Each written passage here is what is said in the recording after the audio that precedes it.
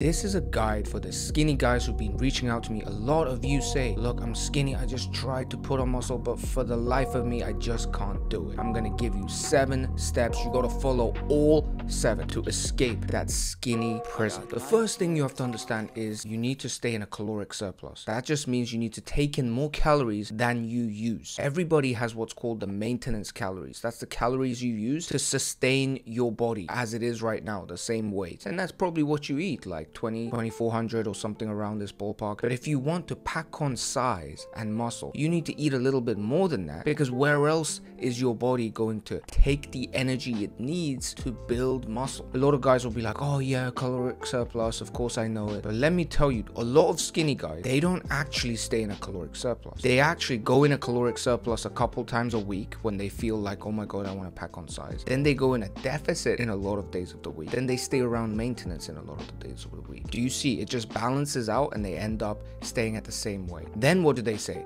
Oh, it's my metabolism. My metabolism is too fast. It's my genetics. I can never put on muscle. Look, of course, metabolism and genetics do play a role. I'm just saying a lot of skinny guys would be very, very smart to actually track the amount of calories they take in to make sure they're staying in about 400 to 500 calories surplus consistently over weeks and weeks. You do that and you tell me you're not packing on size or muscle. You will. You absolutely will. I lived with a lot of these skinny guys and I helped them through it, and I would literally see everything they eat, because it was in the military. I would eat breakfast together, lunch together, dinner together, even after dinner, like the snacks together. And this guy that I was helping, he would eat like 3,000 calories, like 2 of the days. And then the day after, he would just not eat. He would eat way in a deficit because he just wasn't hungry. He would just be like, oh, it's the hardest thing for me is to keep eating because I'm just not hungry. But then other times he feels super hungry, he binge eats, and it's this cycle. What you want, like I always say, is consistency. And in the case of you skinny guys, it's consistent caloric surplus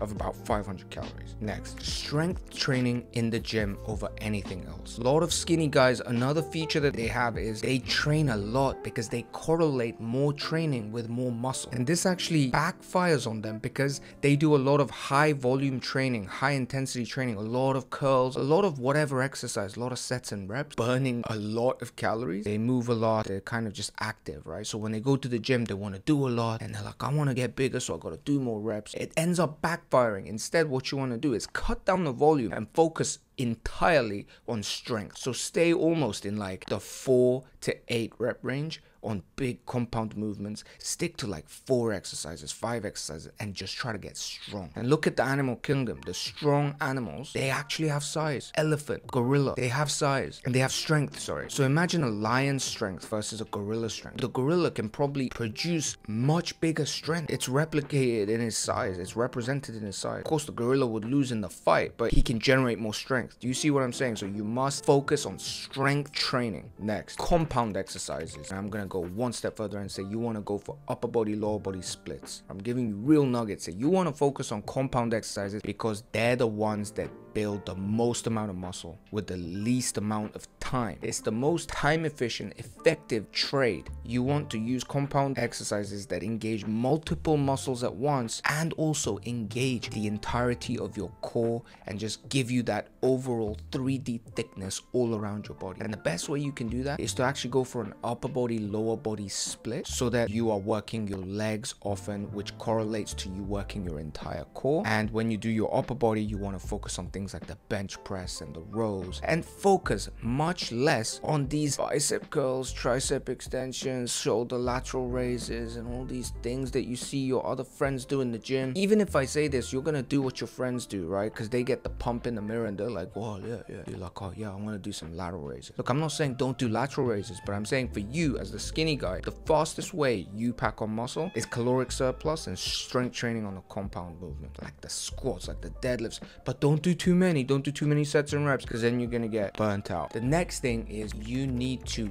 get used to eating a lot of calories by opting for calorie dense foods. What you're used to eating is a certain amount right now that's clearly keeping you in your current physique. So a lot of people, including my own brother, he struggled with putting on size and muscle, and he struggled the most with eating more than he used, because even if you can do it in 1 meal and 2 meals over the entire week, you're just not hungry and you kind of have to force feed yourself. What you want to do instead is opt for calorie dense foods. Things like peanut butter that have a lot of fat, a lot of protein, but are really caloric heavy. You want to cook steak with a big knob of butter, right? Lots of butter in there, good fat. I'm just getting excited talking about this because I don't have this luxury. I literally would love to tell this to myself, put just like 3 massive knobs of butter and just baste the steak. I'd love to do that. I mean, I still do that sometimes, but I'm someone who's in the average chubby side, so I try to get lean, which means I need to watch what I eat. But for you skinny guys, you need to go for calorie dense stuff. What's calorie dense is high sugar or high fat. Now, you don't want to go high sugar because then you're starting to spike your insulin, blood sugar. You're actually sacrificing a lot of your other health metrics. You don't want to be getting diabetes just to pack on muscle, right? So instead of high sugar, you want to go for high fat, things like animal fat, fatty meats, peanut butter, and things like this. Now, dirty bulking is actually a legitimate strategy in some senses to give you this initial boost, but I will never recommend dirty bulking because I care too much about so many other things other than muscle. Like if you're 17, if you're 16, 17, and you just like want the girls in your high school to like you or want to get this over with in the fastest time possible, going for that meat feast, double pizza, triple XL like McDonald's, it is an option. It does help, but it's gonna make you feel bad. It's gonna make you just not like your body. It's gonna give you all this excess fat,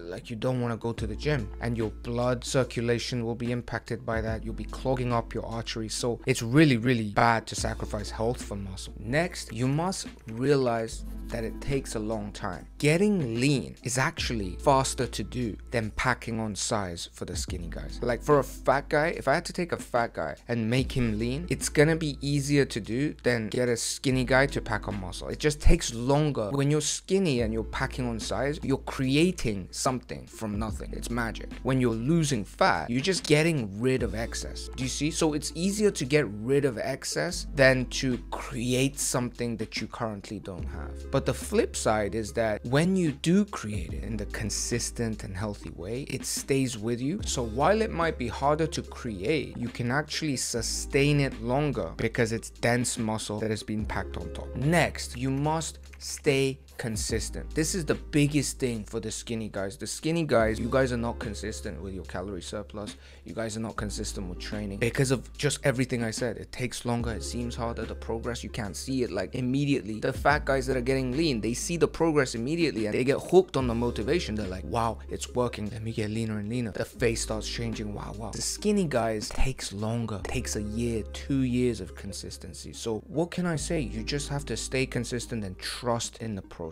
This is what's actually going to let you escape skinny. There's no 3 months to putting on muscle unless you use steroids and extreme amounts of dirty bulking, which will mess up your physique. Next, the final point is to work on identity. This is the most important point and also the point people are least interested in. You know, people usually don't like this mindset stuff, but this is the most important stuff. The skinny guys, you guys have always been skinny. You always believed that you were skinny. You always lived that life of the high metabolism, high activity, or even not much activity, but just not being able to put on size. You've probably always been like commented on your physique by elders. If you are Asian or maybe whatever, African or something, you know, the elders will be like, oh, why are you so skinny? You should put on some muscle. You should eat more. You've always heard it. It's just part of your psyche and your subconscious, and you don't actually think of yourself as anything bigger. It relates to deeper things in your life possibly as well, about maybe you were force-fed, not force-fed like torture, but like to a child, anything like just finish your plate, eat it, and these stringent measures could have the effect of being something like the trauma of being force-fed, and maybe it's your way of reacting towards that. There's many interpretations. Of course, I'm not diagnosing you with any of this, but it's like there are things that have happened in the past, there are things that you have grown up with that almost locks you into your body fat set point, into your current body identity, which is how you see yourself in your body, and it goes deep, it runs deep. So that's why it's very hard to change. When you start to get a little bit bigger, in your brain you're like, oh yeah, this is good, but in your subconscious it's kind of like, I don't know if this is me, it feels a bit weird, and the fat comes off. You need to work on your identity. How do you do that? You need to consistently visualize your